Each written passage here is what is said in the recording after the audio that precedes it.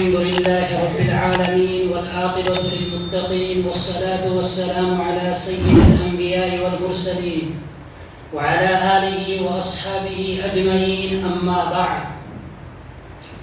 وعن عبد الله بن عمر رضي الله تعالى عنه أن رسول الله صلى الله عليه وسلم قال: أربع إذا كن فيك فلا عليك ما فاتك الدنيا: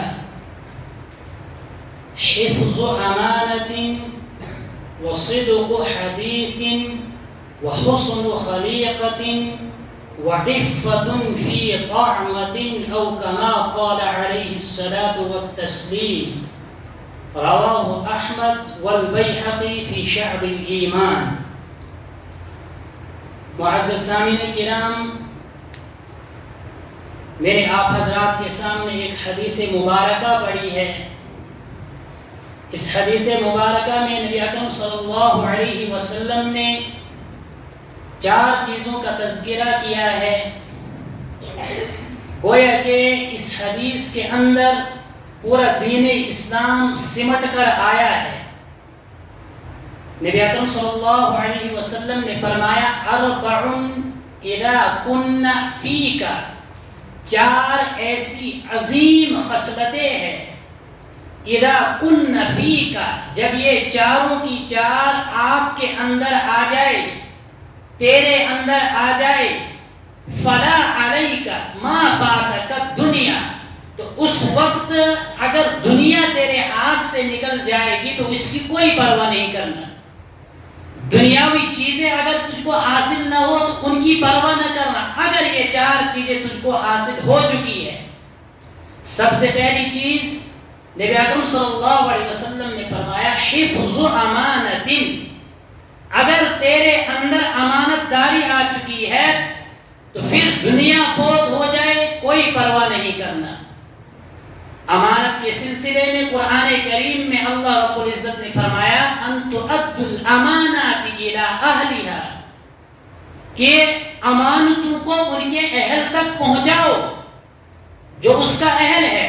اب امانت کا جو مفہوم ہمارے یہاں ہے وہ یہ ہے کہ اگر کسی نے ہمارے پاس مال رکھا، کسی نے ہمارے پاس پیسہ رکھا، کسی نے کوئی چیز ہمارے پاس رکھی تو اس چیز کو بعینی واپس کرنا، یہی امانت داری ہے، یہی مفہوم ہم سمجھتے ہیں۔ لیکن ایسا کچھ بھی نہیں ہے، یہ بھی امانت کا مفہوم ہے، وہ ایک جز ہے۔ امانت کا جو مفہوم ہے وہ وسیع ہے۔ قرآن کریم کے اندر اللہ رب العزت فرماتے ہیں: اِنَّا عَرَضْنَا الْأَمَانَةَ عَلَى السَّمَاوَاتِ وَالْأَرْضِ فَأَبَيْنَ أَن يَحْمِلْنَهَا وَأَشْفَقْنَ مِنْهَا وَحَمَلَهَا الْإِنسَانُ، ہم نے امانت کو زمین و آسمان پر پیش کیا۔ وہ اس کی تفسیر میں لکھا ہے، علماء کرام نے مختلف اقوال لکھے ہیں۔ امانت سے مراد عقل بھی ہے، امانت سے مراد ہے اللہ رب العزت کے احکام کی پیروی، امانت سے مراد ہے اس کے حبیب کی اتباع، امانت سے مراد ہے تمام تر ان چیزوں کو کرنا جن چیزوں کو کرنے کا اللہ نے حکم دیا ہے، اور ان چیزوں سے رکنا جن چیزوں سے اللہ رب العزت نے روکا ہے۔ امانت کا جو مفہوم ہے یہ بہت وسیع ہے۔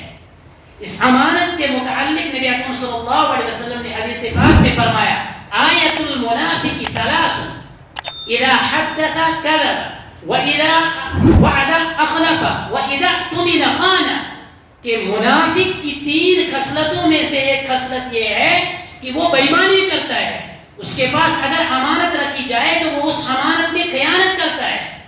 تو امانت کا تعلق انسان جس شعبے سے تعلق رکھتا ہے، ہر شعبے میں وہ امین بنایا گیا ہے۔ انسان اللہ رب العزت کے جتنے حقوق اس پر ہے، نماز ہے، روزہ ہے، حج ہے، زکوٰۃ ہے، اس کے علاوہ جتنے بھی جزیات اس پر عائد کیے گئے ہیں، ان کو پورا کرنا گویا کہ یہ امانت داری سے کام کر رہا ہے، ان کو چھوڑنا گویا کہ یہ بے ایمانی کر رہا ہے۔ تو اس کے اندر جو پہلی چیز ہونی چاہیے تھی وہ فوت ہو جائے گی۔ اللہ رب العزت نے جن چیزوں سے روکنے کا حکم دیا، جن چیزوں سے ہمیں روکا ہے، ان چیزوں سے رکنا تو یہ عین امانت داری ہے کہ ہم اللہ کے ساتھ امانت داری کا معاملہ کر رہے ہیں۔ اللہ نے کہا نماز پڑھو، ہم وقت پر نماز اللہ نے کہا سود حرام ہے، زنا حرام ہے، رشوت حرام ہے، چوری حرام ہے، ہم ان تمام چیزوں سے ہٹ رہے ہیں، تو یہ عین امانت داری ہے۔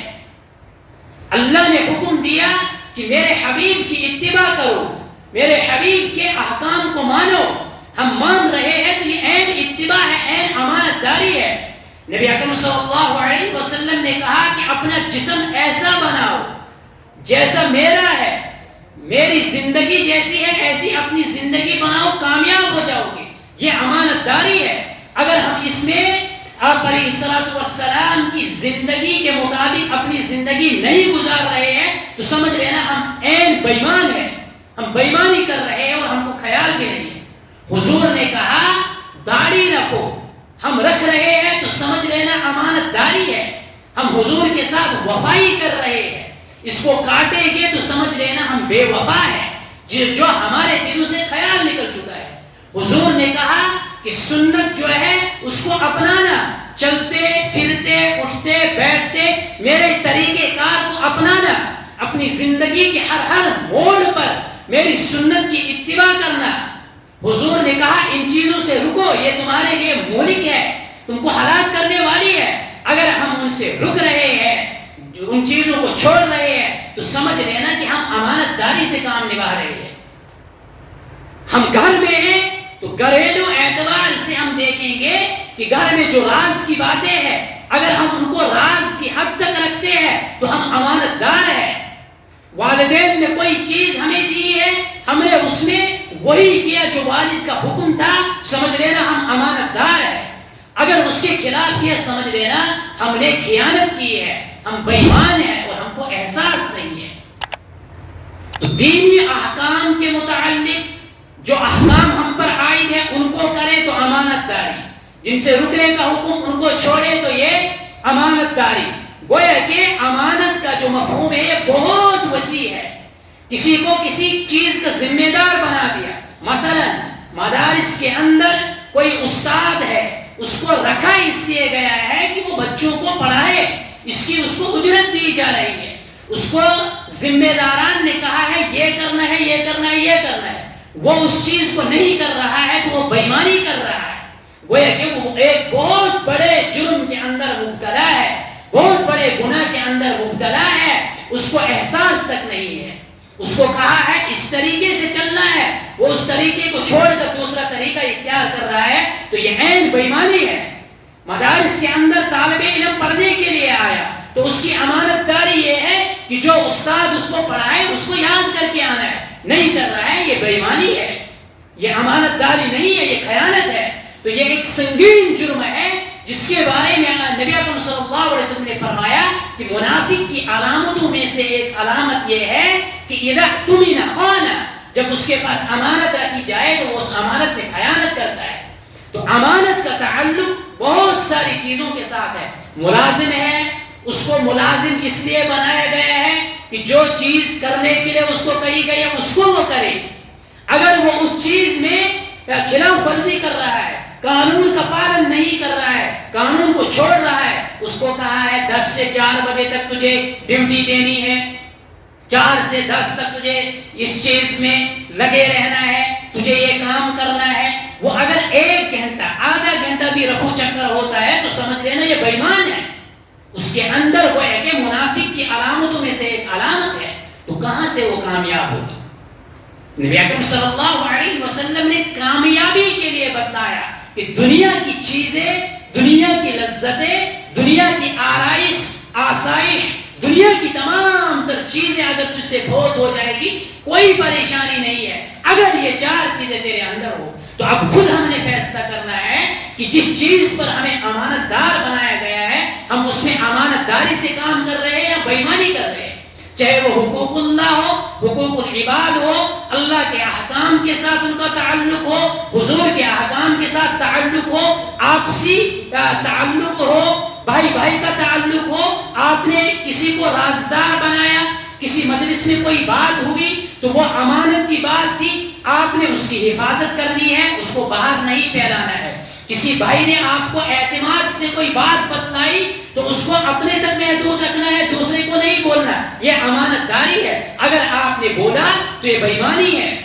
آپسی معاشرے کے ساتھ جو تعلق ہے، کسی کے ساتھ آپ کوئی معاملہ کر رہے ہیں، وہ آپ سے کوئی مشورہ پوچھ رہا ہے، آپ اس سے کوئی مشورہ پوچھ رہے ہو، تو امانت داری یہ ہے کہ ہم اس کے نفع میں مشورہ دیں، اس کے فائدے میں مشورہ دیں. اگر ہم اس چیز کو چھوڑ رہے ہیں تو سمجھ لینا ہم بے ایمان ہیں، ہم بے ایمانی کر رہے ہیں، جو بہت بڑا جرم ہے.